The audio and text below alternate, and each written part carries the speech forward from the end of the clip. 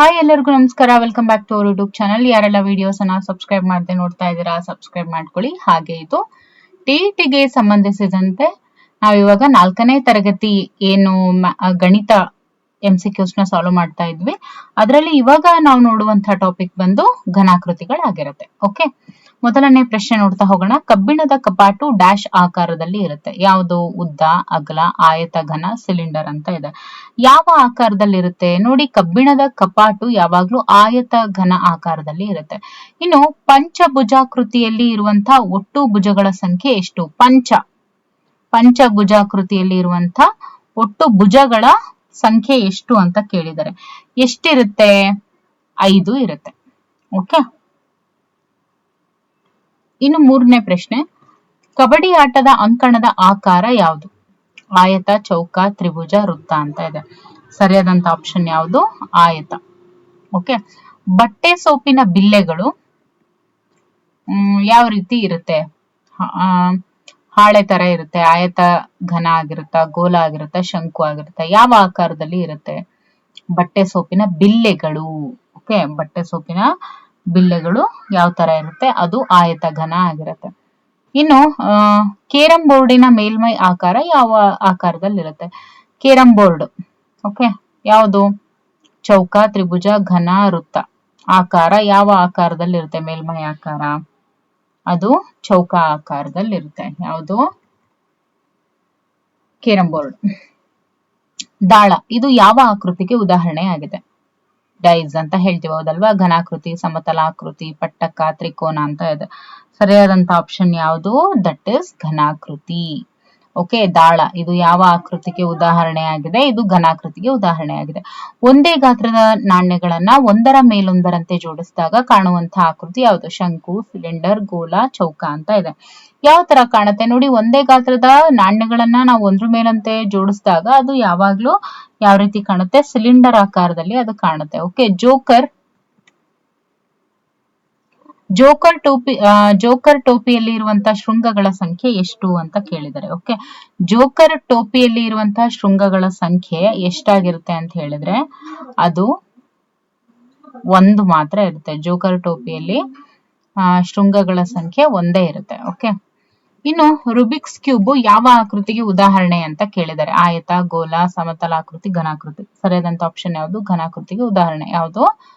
Rubik's cube ಯಾವ ಆಕೃತಿಗೆ ಉದಾಹರಣೆ? That is ಘನಾಕೃತಿ. ಓಕೆ, ಈಗ ಇದಕ್ಕೆ ಸಂಬಂಧಿಸಿದಂತೆ ನಾವು ಜಲಾಕೃತಿಗಳಲ್ಲಿ ವರ್ಗ ಘನ, ಆಯತ ಘನಗಳನ್ನ ರಚಿಸ್ತಾರೆ. ಇದ್ರ ಬಗ್ಗೆ ನೋಡ್ತಾ ಹೋಗೋಣ ಘನಾಕೃತಿಗಳಲ್ಲಿ. ಓಕೆ,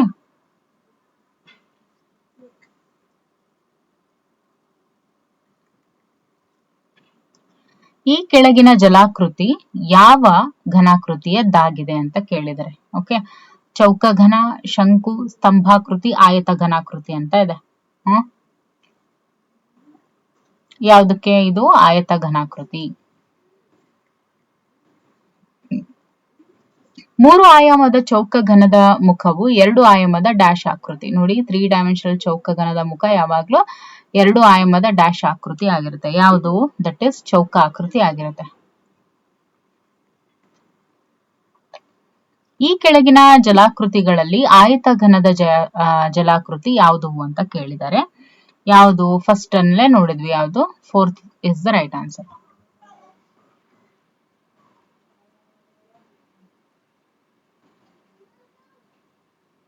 ಇನ್ನು 4ನೇ ಪ್ರಶ್ನೆ. ಈ ಜಲಾಕೃತಿಯು ಪ್ರತಿನಿಧಿಸುವಂತಹ ಘನಾಕೃತಿ ಯಾವುದು? ಚೌಕ ಘನ, ಆಯತ ಘನ, ಸಿಲಿಂಡರ್, ಶಂಕು ಅಂತ ಇದೆ. ಸರಿಯಾದಂತ ಆಯ್ಕೆ ಚೌಕ ಘನ.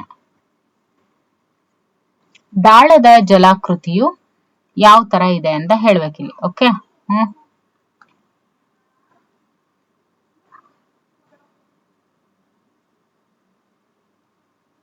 Right answer is option 1 is the right answer. Okay, ದಾಳದ ಜಲಾಕೃತಿ.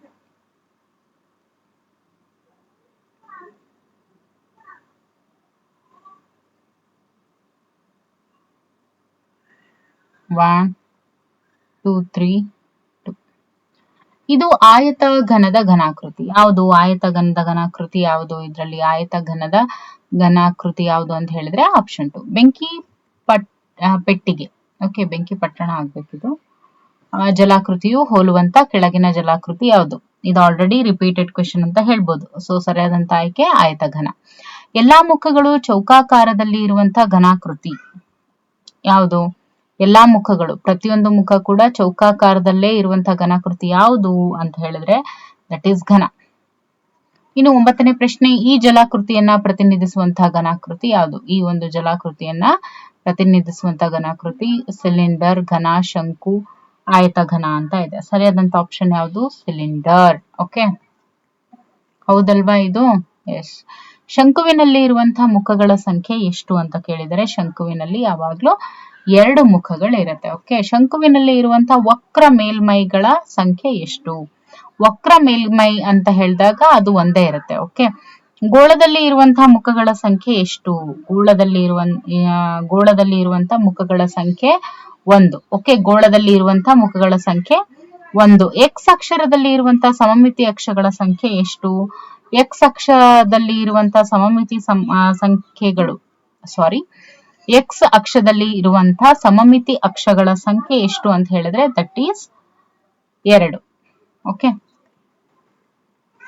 ಇನ್ನು 14ನೇ ಪ್ರಶ್ನೆ, 4 ಸಮಮಿತಿ ರೇಖೆಯನ್ನ ಹೊಂದಿರುವಂತಹ ಆಕೃತಿ ಯಾವುದು? 4 ಸಮಮಿತಿ ರೇಖೆಯನ್ನ ಹೊಂದಿರುವಂತಹ ಆಕೃತಿ ಯಾವುದು ಅಂತ ಕೇಳಿದರೆ ಅದು ಚೌಕ.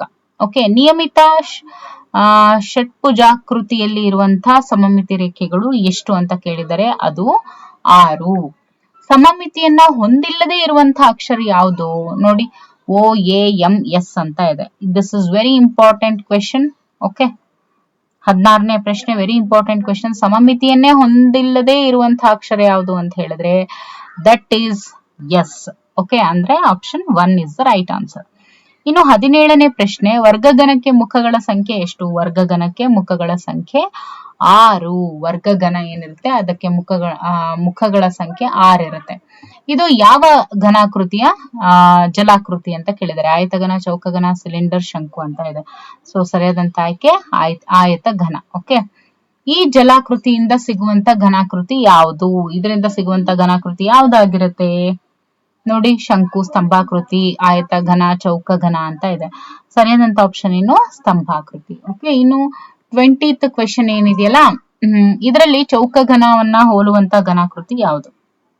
ಇದರಲ್ಲಿ ಚೌಕಘನವನ್ನ ಹೋಲುವಂತ ಘನಾಕೃತಿ, ಚೌಕವನ್ನೇ ಹೋಲುವಂತ ಘನಾಕೃತಿ ಯಾವುದು? ಕಂಪಾಸ್, ಚೆಂಡು, ದಾಳ, ಪುಸ್ತಕ ಅಂತ ಇದೆ. ಸರಿಯಾದಂತ ಆಪ್ಷನ್ ಯಾವುದು? ದಟ್ ಈಸ್ ದಾಳ. ಓಕೆ, ಆಯತಘನಕ್ಕೆ ಇರುವಂತ ಅಂಚುಗಳ ಸಂಖ್ಯೆ ಎಷ್ಟು? ಆಯತಘನ ಏನಿರುತ್ತಲ್ವಾ ಅದಕ್ಕೆ ಅಂಚುಗಳು, ತಳಭಾಗ ಏನಿರುತ್ತೆ ಅದರ ಸಂಖ್ಯೆ ಎಷ್ಟು ಅಂತ ಕೇಳಿದರೆ ದಟ್ ಈಸ್ 12 ಆಯತಘನ.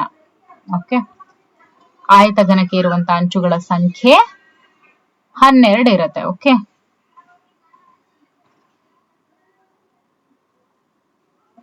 ನೋಡಿ ಇಲ್ಲಿದೆ ಆಯತಘನ. ಸೊ ಅಂಚುಗಳ ಸಂಖ್ಯೆ ಎಷ್ಟಿದೆ ಇಲ್ಲಿ ನೋಡ್ಬೋದು. 1 2 3 4 5 6 7 8 9 10 11 12. ಓಕೆ, ಸೊ ಇದಿಷ್ಟು ಇವತ್ತಿನ ಕ್ಲಾಸ್ ಆಗಿತ್ತು. ಸೊ ನಾವು ಮುಂದಿನ ಒಂದು ತರಗತಿಯಲ್ಲಿ ಇದಕ್ಕೆ ಸಂಬಂಧಿಸಿದಂತೆ ಇನ್ನಷ್ಟು ವಿಡಿಯೋಸ್ ಅನ್ನ ನೋಡ್ತಾ ಹೋಗೋಣ. Okay, thank you for watching.